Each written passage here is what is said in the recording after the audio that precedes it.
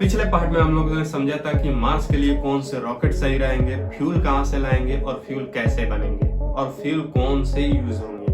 अगर आपको इस वीडियो में इंटरेस्ट है तो मैं चाहूंगा कि आप पिछले वाले वीडियो को जरूर देखें, आपको बहुत ही इंपॉर्टेंट नॉलेज मिलेगा। अब आते हैं अपने मेन मुद्दे पे। सबसे पहले ये समझते हैं कि जो एस्ट्रोनॉट मार्स पर जाएंगे वो रहेंगे कहाँ मार्स पे। ये एक बहुत ही ज्यादा बड़ी प्रॉब्लम है। मून तो है नहीं कि गए और तुरंत आ गए। इस मिशन में महीनों या सालों तक पृथ्वी से दूर रहना पड़ सकता है। वैसे तो वहां पर रहने का बेहतर से बेहतर तरीके हैं, लेकिन नेचुरल प्रोसेस ये है कि मार्स पर जो लावा केव होते हैं वहां पर रहा जाए, बिकॉज हमारे पास उतना टाइम नहीं होगा कि वहां पर सेटअप किया जाए, कोई घर बनाया जाए या वहां पर स्टेबल किया जाए किसी रॉकेट को। इसीलिए ये बेहतर उपाय हो सकता है कि हम लावा केव में ही रहें। मार्स पर बने वोल्केनो से लावा केव बना बनाया घर होगा पृथ्वी निवासी के लिए। इसका एक और बेनिफिट है कि लावा केव हमारे बनाए गए घरों से 1000 गुना ज्यादा स्ट्रॉन्ग होगा और प्रोटेक्टिव होगा, जो हार्मफुल रेडिएशन से एस्ट्रोनॉट को बचाने में सक्षम है।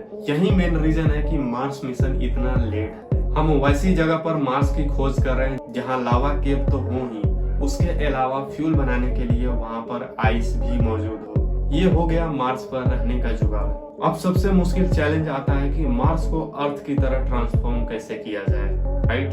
ये बहुत ही मुश्किल चैलेंज है। कोई भी गैस एटमॉस्फेयर में तभी रहता है जब उस ग्रह के पास मैग्नेटिक फील्ड रहता है, नहीं तो वहां पर आप ऑक्सीजन बनाएं या कार्बन डाइऑक्साइड बनाएं, कोई भी गैस तुरंत स्पेस में चला जाएगा अगर उस प्लैनेट पर मैग्नेटिक फील्ड नहीं है तो। और यही सबसे बड़ी प्रॉब्लम है कि मार्स पर कोई भी मैग्नेटिक फील्ड नहीं है, जिसके वजह से कोई भी गैस मार्स के एटमॉस्फेयर में रह ही नहीं सकता। और इतना ही नहीं, मैग्नेटिक फील्ड ना होने के वजह से सन के रेडिएशन को भी नहीं रोक सकता है। पहले मार्स में अर्थ की तरह स्ट्रॉन्ग मैग्नेटिक फील्ड को जनरेट करना पड़ेगा। अगर हम किसी तरह मैग्नेटिक फील्ड जनरेट कर देते हैं तो सेकंड प्रॉब्लम आता है कि मार्स में एटमॉस्फेयर कैसे पैदा करें। इसका बहुत ही सिंपल उपाय है, प्लांट और अदर एलिमेंट से, ताकि हम सांस ले सकें। इससे भी बड़ी प्रॉब्लम है मार्स का टेम्परेचर। आपको क्या लगता है कि जो मार्स रेड है तो गर्म होगा? बिल्कुल नहीं। सबसे कम टेम्परेचर मार्स पर -63 डिग्री सेल्सियस है। सन से दूर जाने पर और भी बढ़ जाता है इसका टेम्परेचर। मार्स का टेम्परेचर अप्रोक्स -100 डिग्री से भी ज्यादा बढ़ जाता है। इसीलिए मार्स पर कोई भी H2O लिक्विड फॉर्म में नहीं है, वो है भी तो आइस के फॉर्म में।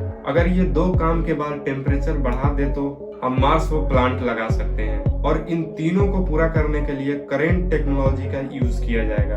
ये हो गया प्रॉब्लम और सॉल्यूशन मार्स का, पर इसे अप्लाई करना बहुत ही मुश्किल काम होगा पृथ्वी वासियों के लिए।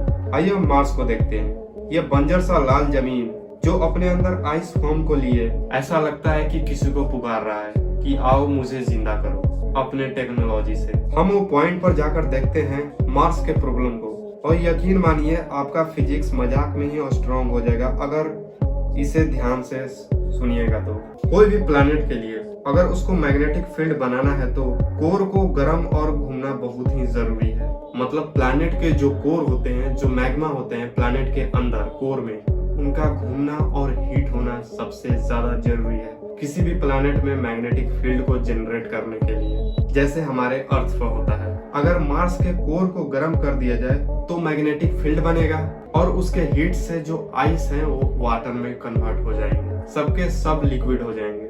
अगर आप मार्स को ध्यान से देखते हैं तो बहुत बड़ी रिवर फ्लो आपको मिल जाएंगी वहां पे, जो साबित करती है कि ये ग्रह कभी ना कभी जिंदा था।